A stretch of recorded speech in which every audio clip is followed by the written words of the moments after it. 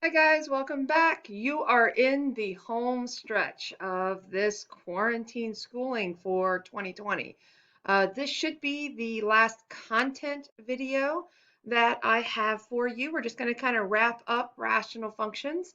I may go ahead and sign off with this video. It may be the actual last one if I can get it in 15 minutes, but we will see. This will be kind of the wrap up, and then you'll have some practice over the next homework and on Friday, and then we will wish that you have a great summer. So let's just get into this and let's see kind of what we want to do.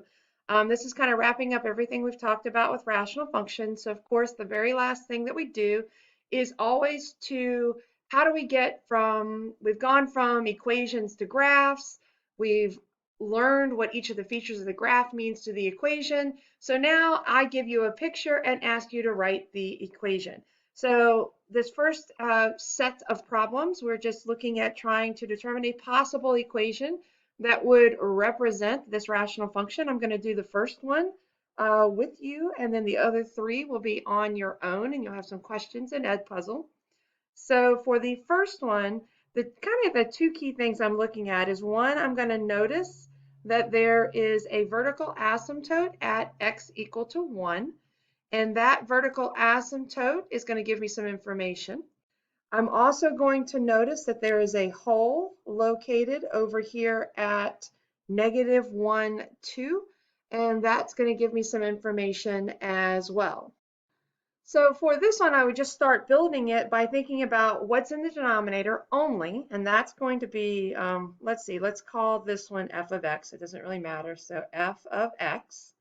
What's in the denominator would be the x plus 1 and the x minus 1. But we also know that we have to have an x plus 1 in the numerator because that is going to give you that the hole had to be removable, the vertical asymptote was not removable.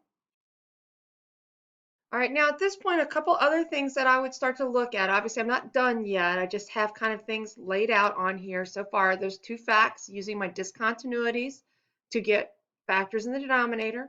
If it is not removable, it is only in the denominator. If it is removable, then it's in the numerator and denominator.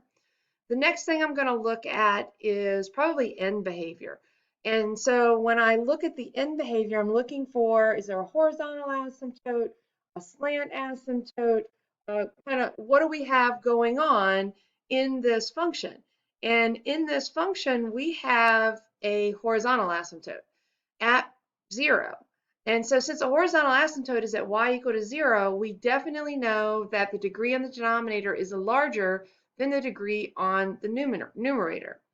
And so looking at it right now, I have a degree of 1 in the numerator and a degree of 2 in the denominator. So that would satisfy that. The next thing I would kind of think about is I would look for x-intercepts. And I don't have any x-intercepts on this graph. If we're looking across here, if it was there, I would show it to you. So right here, there are no x-intercepts. If there were, I would add a factor to the numerator for that x-intercept. I do not have that. So I'm thinking that we essentially are going to have only this x, x plus 1 in the denominator. And that's going to be the only thing that's there. And so if that's the only factor in the denominator, now the only thing I need to make sure of is, I haven't really kind of put it in here yet, but remember that there could be oops, sorry, let me undo that. That there could be a coefficient in front of the x plus 1 factor. And that coefficient is going to play into two different things. It's going to play into the y-intercept, and if the horizontal asymptote had been not 0, then it would have played into that. But because it really is only looking at the y-intercept. So I'm going to use this y-intercept, which is at 0, -4, and that y-intercept is going to help me find the coefficient that I need in that numerator.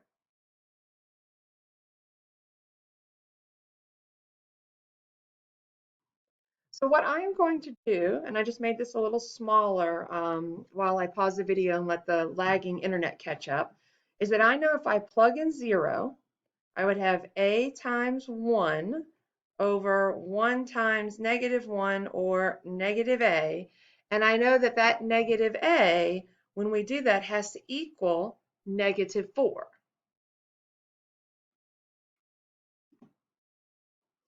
And so once we figure out that negative a equals -4, then what I know is that a, therefore, a equals 4. So my equation up at the top, I'm just going to replace the a with 4, my x plus 1, and then my x plus 1, x minus 1. And I think they ask you to do both standard form and factored form. So I'm just going to shrink this a bit and move it over just so I have enough room to fit in the standard form. Standard form is going to simply be the multiply it out form. So multiplying it out, the top, you're going to get the 4x plus 4. The bottom, you're going to get x squared minus 1. And once you kind of have it in that standard form, what you want to do is you want to make sure that you double check, and make sure that it has the features that you want to have. You could also test another point. I mean, when I look at this graph, it looks like that -3, 0 or -3, -1 is a point on the graph. So you, of course, could always just plug in that -3, -1, and that would give us another verification that we have the correct equation for that. All right, so I'm going to leave the other 3 of these to do on your own. And I'll ask some questions about those in the Edpuzzle. So we'll just do the arrows for those. And so basically, I mean, it's pretty straightforward. This is really just kind of summarizing everything that we've done for rational functions so far, just in this one last little set of notes. All right, the next thing that we're going to do is we're going to come down here, and this is, instead of working backwards and forwards and asking questions, I want you to graph a rational function, no calculator, just basically working through everything that we have from beginning to end. And that's what we're going to do in this first example. All right, so let's go ahead and write it in completely factored form. You can work along because I know my internet is a little slow today, so you can kind of work with me and check yourself as you go, and I'll try to pause it at the end of each one to make sure that my internet catches up. But we're going to factor the top and the bottom, so you go ahead and factor the top and the bottom with me, and hopefully magically by the end it will display my factors. Okay, so we're both going to be factoring, guess and check, whatever it is that whatever technique that you like, you would go ahead and do that.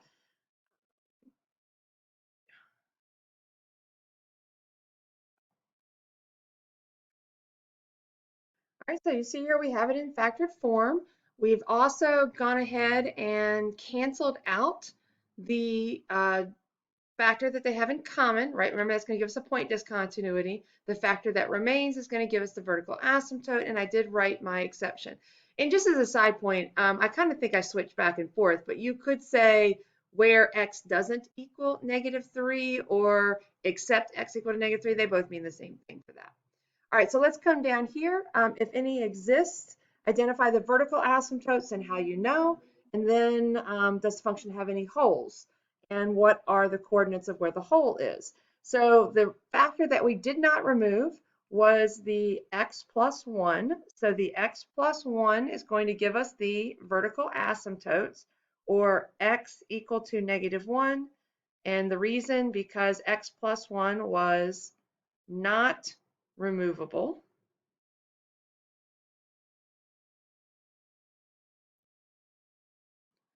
All right, and then I also added in here that this was an infinite discontinuity.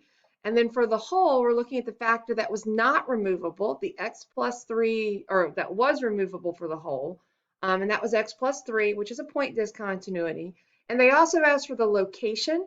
And so the location, remember we used Fred, we asked Fred, so I did the reduced version and I plugged in the value and got my 7/2. So the location is -3 7/2. All right, so now we're going to come down And the next thing that you're going to do is you're going to identify any horizontal asymptotes. And so recall that when we're doing horizontal asymptotes, we're looking at the degree of the numerator compared to the degree of the denominator. In this case, the degree of the numerator is 2. The degree of the denominator is 2, and those two things are equal to each other. All right, and since the degrees are equal to each other, then that tells us that there is going to be a horizontal asymptote of y equals at the ratio of the lead coefficients, which is going to be 2/1 or y equal to 2. All right, next thing that we're going to do is we're going to look at the zeros of the function. Remember that the zeros of the function is where you're going to look at the factors that are left in the numerator. So look at Fred, ask Fred. The factor that's left in the numerator is the 2x, sorry, I can't see, 2x minus 1. You set that equal to 0 and solve, so x would equal 1/2. So that would be our 0. And then we look at the domain and the range of the function. Now at this point, I have a tendency to go ahead and before I answer, the domain is easy. However, the range, and then kind of here, this part, we have look for the zeros of the function. I went ahead and did that. Remember that we take the factor that is still left in the numerator, and that factor that is left in the numerator is going to be the part that gives you the zeros. So you'll notice up here, I highlighted in green the 2x minus 1. And so we went ahead and took that 2x minus 1 and we set that equal to 0. And then we went ahead and did that. Now let's talk about domain and range. And there's a couple of things that I wanted to say on this in the last part of this video. And what that is that the domain is easy. You just look at your restrictions, -3, -1. But the range, you do have to be careful of. And I'm going to show you over here some work that I already pre-did just to kind of show you an example. And that work is that when you look at it, you really should be checking to see if your function crosses your horizontal asymptote. The only type of asymptote you can't cross is vertical because that's a domain restriction. But you could cross a horizontal. Notice I took Fred, I set it equal to 2, the horizontal asymptote, cross multiplied, solved, I got a false statement. So it does not cross. So I'm going to take 2 out of the range. Then I was also checking because even though the whole point location was at -3 7/2, I do need to check and see if the graph crosses 7/2 in another location. So I set Fred, again, he's the easier one to use. Always ask Fred, set it equal to 7/2. I solved. I got -3, which was the whole location. I didn't get another location for that. So we know that there is no other location, no other point that has that y value. So I would also exclude that. And you can see over here that I got my 2 and my 7/2. And I just wanted to show you, this has nothing to do with this problem, but here's an example of a rational function where you're looking at it and you can see right here, it crosses its horizontal asymptote and it has a hole, but it has actually 2 other points that are at the same value as that whole location. So just wanted to show you that that does happen. All right, so you guys go ahead, take a moment, see if you can take all of this information, sketch it on the graph, and then come back and check. So I'm going to pause for a second, count to 5. You guys pause your video, complete that, and then come back. 5, 4, 3, 2, 1. All right, so to graph it, what we did is I went ahead and did the asymptotes first. So I put those on. I put the hole in, and then we asked Fred. We just plug and chug. It said to get a minimum of 8 points, 4 on each branch. So I kind of just plugged in points, and you can see which ones I picked here. That gave me a good picture of what was going on. And notice I picked some close to the asymptote, over at the end, close to the asymptote, over at the end, just to kind of see what's going on. All right, you guys are going to do this one on your own, and you're going to finish up with the homework, and we'll come back in. I'll have one more video for Friday to get basically wish you luck during the summer, but to give you some instructions